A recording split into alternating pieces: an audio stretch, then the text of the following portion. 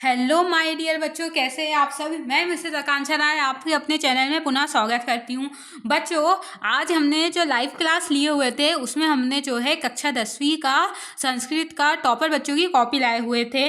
पर जो है आज पहली लाइव क्लास थी और स्क्रीन जो है वो क्लियर नहीं दिख पा रही है, तो इसलिए मैं उसी पे नेक्स्ट मैंने ये वीडियो बनाया हुआ है जिससे आप आज की इस वीडियो में क्लियर तरीके से टॉपर बच्चों की कॉपी आप देख सके। ठीक है, तो आप देख सकते हैं यहाँ लिखा है केवल मूल्यांकनकर्ता के उपयोग हेतु माध्यमिक शिक्षा मंडल मध्य प्रदेश भोपाल द्वारा ये कॉपी दी हुई है। ठीक है, अब हम इस कॉपी में धीरे धीरे आगे बढ़ते हैं बच्चों। जैसे आप देख सकते हैं कि ये कॉपी जो है हमने जो है उसी की MPBSC की साइट से ही लिए हुए हैं। तो अब आप पहले प्रश्न देखिए, यहाँ दिया है प्रश्न क्रमांक 1 और इसमें दिया है उचित विकल्पम चितवम। ठीक है, जो आज जो मैं आपको प्रश्न करवा रही हूँ ये प्रश्न जो है आज के लाइव क्लास में भी यही था, पर क्लियर नहीं दिख पाया था, इसलिए मैंने पुनः एक वीडियो इसी के ऊपर बना रही हूँ। तो जो पहला है प्रश्न है, तो देखिए उन्होंने क्या लिखा, तो उन्होंने यहाँ लिख दिया है प्रश्न क्रमांक 1। तो इसी तरीके से आपको लिखते जाना है।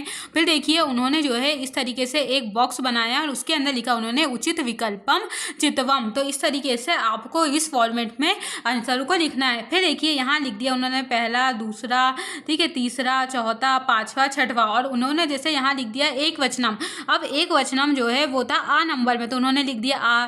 सर्वदा था बा नंबर में, तो लिख दिया बा। ठीक है, तो देखिए इस प्रकार से आपको भी जो है अपनी कॉपी में लिखना है। अगर आप इस प्रकार से अपनी कॉपी में लिखेंगे तो ये 6 प्रश्न 6 नंबर के हैं, तो आपको 6 में से 6 ही मिलेंगे और आपको अच्छे से अच्छे फॉर्मेट में ही आंसरों को लिखते जाना है बच्चों। ठीक है, अब हम नेक्स्ट पे आते हैं वो है प्रश्न क्रमांक 2। देखिए उन्होंने प्रश्न क्रमांक 2 कहाँ लिखा, इधर साइड में। उसके नीचे आप इस तरीके से थोड़ा हाईलाइट कर दीजिए कि जिससे चेक करने वाले को क्लियर दिखे। फिर यहाँ दिया है रिक्त स्थानीय पुरिया, तो देखिए उसमें उन्होंने इस तरीके से बॉक्स बनाया और उसके अंदर लिख दिया उन्होंने रिक्त स्थानीय पुरिया। फिर देखिए उन्होंने कहीं पर भी प्रश्न लिखे हैं कि आप कहेंगे नो मैम। उन्होंने क्या लिखा 1 2 3 4 5 6, उसके बाद उन्होंने यहाँ लिख दिया जलम सलम। तो इस तरीके से आपको लिखते जाना है। ठीक है, अब हम नेक्स्ट में आते हैं।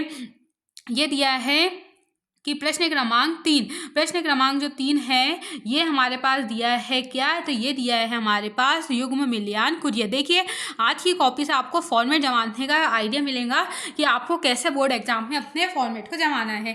जैसे यहाँ लिखा है युग्म मिलान कुरिया, अभी हमने ऊपर जितने भी देखे हैं रिक्त स्थान देखा, तो उसमें भी देखिए उन्होंने इस तरह बीचों बीच लिख के और बॉक्स के अंदर वो चीज़ को लिखा है। फिर ये था आ और ये था बा, मतलब आ में जो चीज़ लिखी हुई है उसको आपको बा से मिलाना था। तो देखिए पहला जैसे दिया है अनुरूपम, तो इसका सही उत्तर जो होगा उन्होंने उसके सामने लिख दिया। देखिए इस प्रकार से बीच में लाइन खींची ज़्यादा ही, तो आप इस तरीके से बॉक्स बना के इसको ऐसे पैक करके भी लिख सकते हैं, तो जिससे चेक करने वाले को ये और भी अच्छा और क्या लगेगा, एट्रैक्टिव लगेगा बच्चों। ठीक है, तो अब हम आते हैं नेक्स्ट, बढ़ते हैं। नेक्स्ट जो है वो क्या है हमारा, तो नेक्स्ट जो है वो है हमारा प्रश्न क्रमांक 4। प्रश्न क्रमांक 4 जो है ये दिया है एक पदेन उत्तरम लिखा था, एक पद का में उत्तर लिखना है। तो देखिए उन्होंने लिख दिया उत्तर आ, उत्तर ब, उत्तर मतलब उत्तर 1 2 3 4 5 और ये 6। उसके बाद उन्होंने जैसे पहले के उत्तर जैसे लिखा था पितवा का पूछा होगा, तो उन्होंने लिख दिया पा धन खतवा। देखिए उन्होंने कहीं पर भी देख रहे हैं उन्होंने बहुत डिटेलबाजी में लिखा है, कहीं पर भी आप कहेंगे नो मैम। तो बच्चों यही चीज़ आपको सीखनी है और उसके बाद भी वो टॉपर है, उनको अच्छे से अच्छे अंक मिले हैं, तो हमें भी ऐसी ही चीज़ें सीखनी है। फिर आते हैं प्रश्न क्रमांक 5 है, ये इसमें दिया है आम और ना। देखिए उन्होंने इस प्रकार बॉक्स बनाया, उसके ऊपर उसमें लिख दिया उन्होंने आम और ना। और फिर उसके बाद देखिए उन्होंने क्या कर दिया, उन्होंने लिख दिया है ये देखिए पहले का अगर आम है तो आम, दूसरे का आम ना। तो इस तरीके से देखिए उन्होंने फॉर्मेट जमाया है, कितना अच्छा। देखिए फिर हम बढ़ते हैं नेक्स्ट, इसमें दिया है प्रश्न क्रमांक 6 वाला जो है यहाँ से दिया है। देखिए इन्होंने बीचों बीच लिख दिया पूर्व वाक्य उत्तरानी लिखा, तो पूर्व वाक्य में उत्तर लिखना था आपको। ठीक है, तो देखिए उन्होंने देखो कितने लाइन में उन्होंने उत्तर लिखा है। तो ये सब चीज़ें जो है आज की कॉपी लाने का उद्देश्य था कि आप जो है पेपर से पहले ये सब चीज़ें जो है वो जो है अच्छे तरीके से देख पाए। ठीक है, अब हम आते हैं नेक्स्ट, बढ़ते हैं। यहाँ लिखा है प्रश्न क्रमांक 11। प्रश्न क्रमांक 11 में फिर देखिए उन्होंने ऐसा बॉक्स बनाया, उसके अंदर क्या लिख दिया, उन्होंने लिख दिया रिक्त स्थानीय पुरियत। देखो उन्होंने पहला, दूसरा, पहला, और देखिए उन्होंने ऐसा जरूरी नहीं है, कई स्टूडेंट का प्रश्न रहता है कि मैम हम जो बोर्ड का पेपर रहता है तो हम जैसे उसमें प्रश्न दिया है पहला 1, फिर 2, फिर आएगा 3, है ना, या मैं ऐसे लिख दूँ कि 1, ठीक है, 2, 3 या 4। तो मैम सबसे पहले हम 1 ही करें, फिर 2 ही करेंगे, फिर 3 करेंगे, फिर 4 करेंगे, तो मैं कहूँगी नहीं बेटा ऐसा नहीं है, ठीक है। आपको अगर सबसे पहले दूसरे नंबर का प्रश्न आ रहा है, तो जैसे इनको सबसे पहले दूसरे नंबर का प्रश्न आया तो इन्होंने दूसरे नंबर का उत्तर लिख दिया, देख पा रहे हैं आप। फिर उसके बाद उनको चौथे नंबर का उत्तर आ रहा है तो उन्होंने चौथे नंबर का ही देखिए उत्तर लिख दिया। फिर 5वें नंबर का लिख दिया। हो सकता है उनको पहला नंबर का नहीं आ पा रहा होगा तो उन्होंने पहले नंबर के उत्तरों को नहीं लिखा, बाद में जब याद आएगा तो वो लिख भी सकते हैं। तो इस तरीके से आपको लिखना है बच्चे, जरूरी नहीं है कि आप सीक्वेंस में ही लिखेंगे कि आप पहले से ही लिखेंगे फिर दूसरा तीसरा लिखेंगे, तो ऐसा नहीं है। अब हम आते हैं प्रश्न क्रमांक 12 में। इसमें दिया हुआ है घटना क्रम अनुसार सारेण लिखत। आपको जो है घटना को क्रम अनुसार इसमें लिखना है। तो देखिए उन्होंने पहले लिख दिया घटना क्रम अनुसार, फिर एरो लगा के देखिए ये लाइन उन्होंने छोड़ दी, ठीक है बच्चों। यही एक टॉपर बच्चे की पहचान होती है। देखिए उन्होंने अपनी चीज़ों को क्लियर दिखाने के लिए उन्होंने ये वाली एक लाइन छोड़ दी और फिर नीचे से देखिए उन्होंने लिख दिया 1, 2, 3 और 4, और इस तरीके से देखो उन्होंने कितना अच्छा क्लियर लिखा है। तो आपको भी इस तरीके से लिखना है। फिर दिया है प्रश्न क्रमांक 13। इसमें दिया है जो है वाच्य परिवर्तन कुरुत। तो ये तो इस प्रकार देखिए उन्होंने लिखा है। अब हम पढ़ते हैं अपने नेक्स्ट प्रश्न में। प्रश्न क्रमांक 14 में दिया था कि प्रश्न निर्माण कुरिया। देखो इस तरह बॉक्स बना के लिख रहे हैं, तो ये फॉर्मेट तो आपको अपने पेपर में जरूर आजमाना है, यही वाला फॉर्मेट, ठीक है। अब हम आगे बढ़ते हैं। यहाँ लिखा है प्रश्न क्रमांक 15। इसमें दिया है प्रश्न क्रमांक 15 में कह कम प्रति, ठीक है। तो इस प्रकार देखो ये कह और ये दिया कम प्रति। तो देखो ज़्यादा ही है तो आप क्या कर सकते थे बच्चों, यहाँ पर मैं आपको और एक तरीका बताती हूँ। आप इस तरीके से यहाँ पर एक डिब्बा बनाओ और यहाँ पर एक ऐसे लाइन खींच दो, ठीक है, और फिर आप इस तरीके से बना दो, ठीक है। तो अब आप बताओ कि ये क्या देखने में बहुत ज़्यादा अट्रैक्टिव दिख रहा है। आप बोलेंगे यस मैम ये तो अच्छा दिख रहा है, और चेक करने वालों को भी अच्छा लगेगा और वो आपको इससे अच्छे से अच्छे नंबर देंगे। तो आपको अपनी कॉपी में कुछ ऐसी क्रिएटिव चीज़ें करना है जो बाकी कॉपियों से अलग हो, तो जिससे चेक करने वाला उस चीज़ को अच्छे से चेक भी करेंगे और आपको अच्छे से अच्छे नंबर भी मिलेंगे, ठीक है। तो चलिए अब हम आगे बढ़ते हैं। यहाँ आया है प्रश्न क्रमांक 16। यहाँ पर दिया है सुभाषित श्लोक लिखित। आपको जो है एक ना एक श्लोक आपको याद करना था। जैसे आप रोज अभी संस्कृत की क्लास में जुड़ते हैं सर की क्लास में, तो सर ने भी आपको कह रहे हैं कि आपको एक श्लोक याद करना है, तो आपको एक ना एक जो श्लोक है वो आपको याद करते चलना है। जैसे यहाँ पर दिया हुआ है, जैसे यहाँ पर इन्होंने एक श्लोक लिखा है जिसको वो उनको जो याद था कि आलस्यम ही मनुष्यम शरीर वाला। तो इस तरीके से आपको जो भी श्लोक याद है, अभी भी समय है, आप एक बार उसको लिख लिख के प्रैक्टिस करिए कि जिससे आपकी कोई भी गलती ना करे, ठीक है। उसके बाद दिया है प्रश्न क्रमांक 17। प्रश्न क्रमांक जो 17 है उसमें दिया है कि अशुद्ध कारक वाक्यांश शुद्ध करणीय, ठीक है। तो इस प्रकार देखिए उन्होंने लिखा हुआ है। अब हम पढ़ते हैं नेक्स्ट क्वेश्चन की ओर, ठीक है। तो अब हम 18 नंबर के जो प्रश्न में आए हैं बच्चों, यहाँ दिया है कि पद्यांश पठित्वा प्रश्नाम उत्तरानी लिखा। मतलब आपको अपठित जो गद्यांश वगैरह होते हैं पद्यांश, उसके उत्तर लिखना है।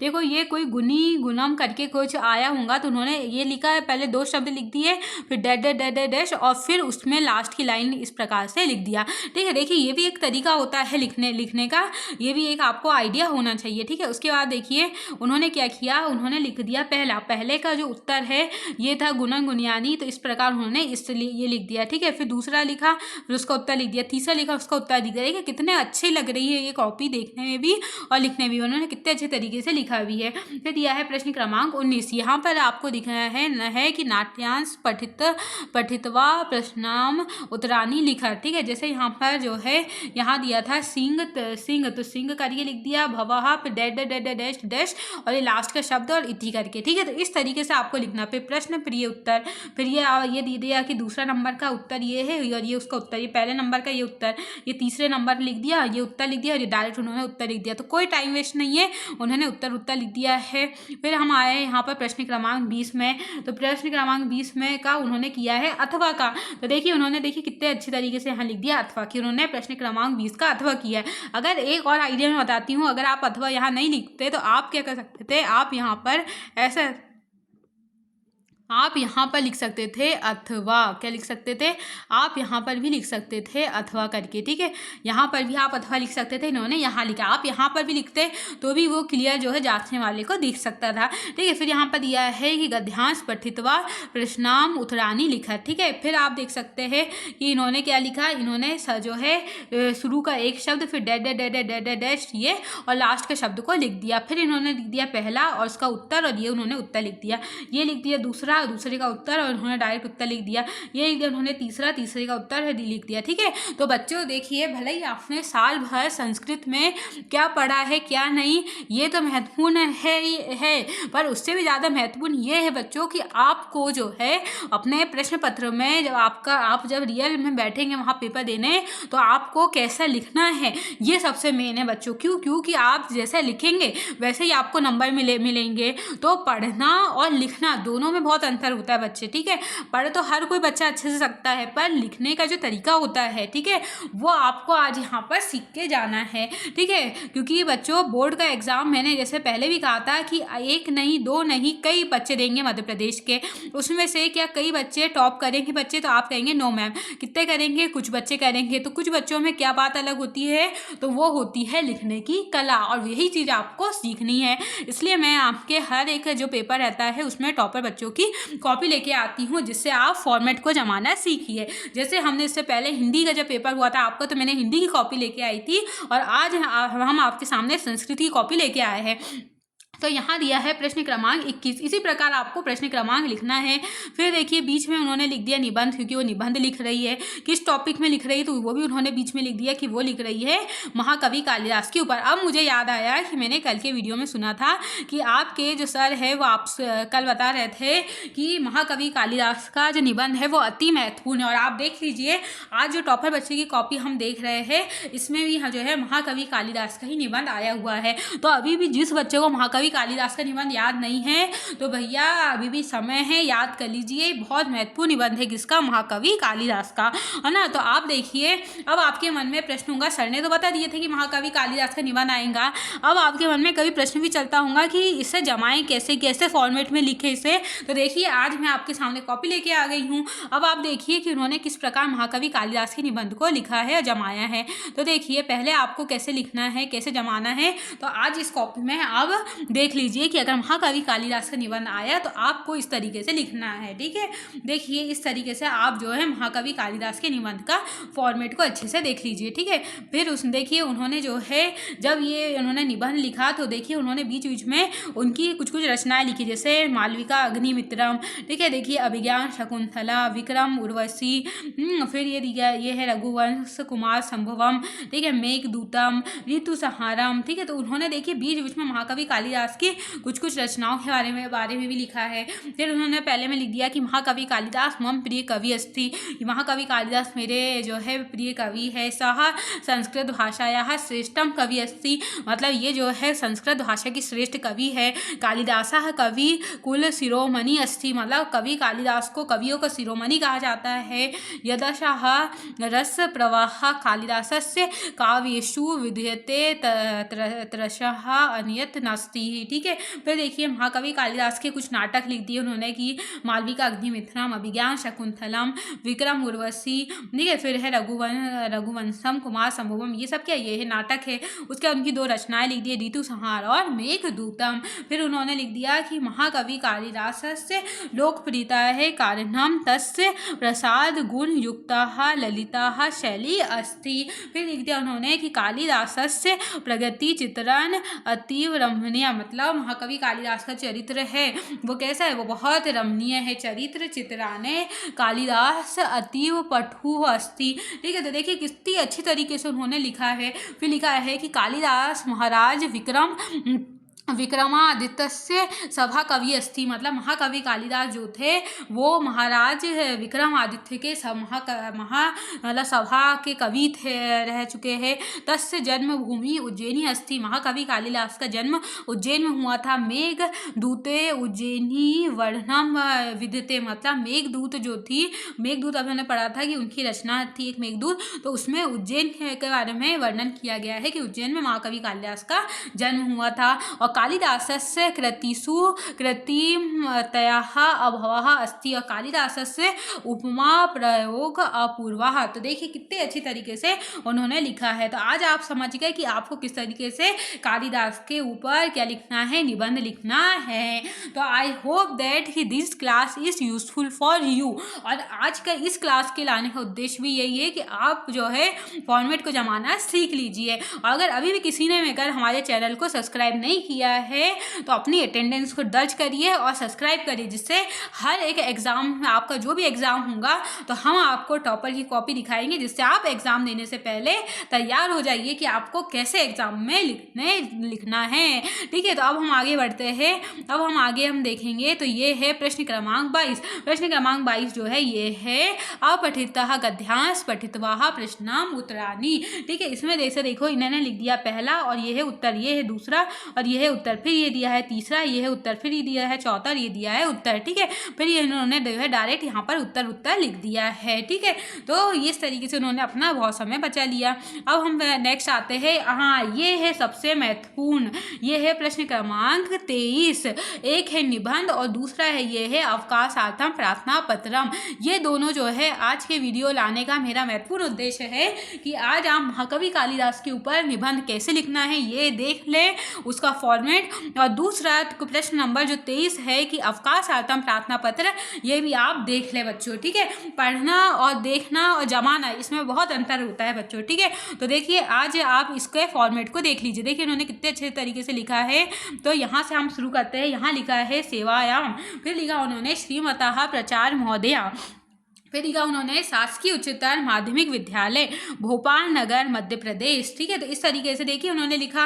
फिर लिखा उन्होंने विषय, क्या विषय है, तो विषय आपको क्या लिखना है जो आपको के प्रश्न पत्र में होगा। जैसे यहाँ उन्होंने लिखा अवकाशार्थ प्रार्थना पत्र, तो बस यही आपका क्या है विषय है, तो उन्होंने लिख दिया अवकाशार्थ प्रार्थना पत्र। और फिर ये फिर उन्होंने लिख दिया महोदया, फिर उन्होंने ऐसा डैश लगाया। फिर देखिए वो लाइन पूरी छोड़ के नीचे की लाइन से उन्होंने लिखा कि सभी नया निवेदनम अस्ति यद अहम सहसा ज्वार पीड़िता अस्मि, मतलब जो है मैं सभी ने निवेदन करता हूँ कि मैं जो हूँ ज्वार पीड़िता अस्मि, मतलब मेरी तबीयत ठीक नहीं है, फीवर है मुझे, अतः विद्यालय आगंतुम सर्वदा असमर्थ अस्मि, इसलिए जो है महोदय मैं विद्यालय आने में क्या हूँ, मैं असमर्थ हूँ, कृपया मम 3 दिवसानः या 5 दिवसानत् सप्त दिनांक पर्याप्तम अवकाश स्वीकृतेषु इति प्रार्थने, मतलब मैं आपसे निवेदन करता हूँ कि मुझे ये दिनों तक जो है अवकाश दिए देने की कृपा करे। फिर उन्होंने लिख दिया यहाँ पर धन्यवाद।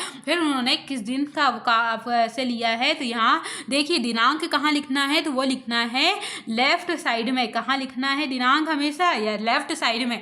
अभी अगर गलती कर रहे हो कहीं पर भी, अगर आप अभी भी अपने प्रैक्टिस में, तो इस वीडियो को देखिए सुधार लीजिए कि दिनांक आपको लिखना है लेफ्ट साइड में। फिर यहाँ पर उन्होंने लिखा है भव्य शिष्य कौशल शर्मा XYZ, जो भी नाम है आपका आप यहाँ पर लिख सकते हैं। और आपकी कक्षा ये कहाँ लिखा है उन्होंने, ये लिखा है उन्होंने राइट साइड में। कहाँ लिखा है, तो राइट साइड में उन्होंने लिखा है, और लेफ्ट साइड में लिखना है दिनांक। तो आज का वीडियो अच्छा लगा है, हेल्पफुल लगा है, तो फटाफट क्या करना है, वीडियो को लाइक कर देना है। अगर अभी तक चैनल को सब्सक्राइब नहीं किए हो तो चैनल को सब्सक्राइब कर दो और अपने मित्रों को शेयर कर दो। इसी महत्वपूर्ण वीडियो के साथ मैं आपसे विदा लेती हूँ। आज का ये वीडियो आपके लिए अति उपयोगी होगा ऐसे मैं आशा करती हूँ, और ऐसे ही वीडियो मैं आपके एग्ज़ाम में जो भी एग्ज़ाम होंगे, गणित का, ठीक है, उसके बाद सोशल साइंस का, तो ऐसे ही महत्वपूर्ण वीडियो मैं आपके लिए लाते रहूँगी। जब तक के लिए विदा लेते हैं। राधे राधे, जय श्री कृष्ण, बाय बाय।